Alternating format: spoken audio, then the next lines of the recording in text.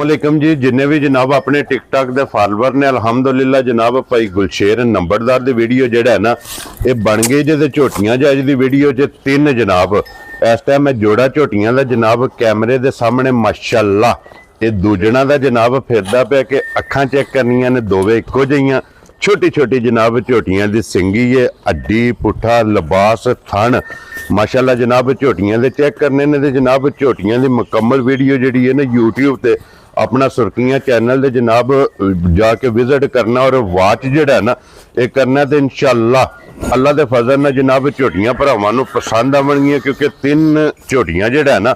अज दी video दे विच ने ते अलहमदुलिल्लाह जनाब जायज़ मुनासिब इन्हां झोटियां दी अल्लाह दे फजल नाल जनाब कीमत होगी तो भाई गुलशेर नंबर एक बार बोलियो अपना जनाब 0300 जी 62 32 470 लो जी 0300 62 32 470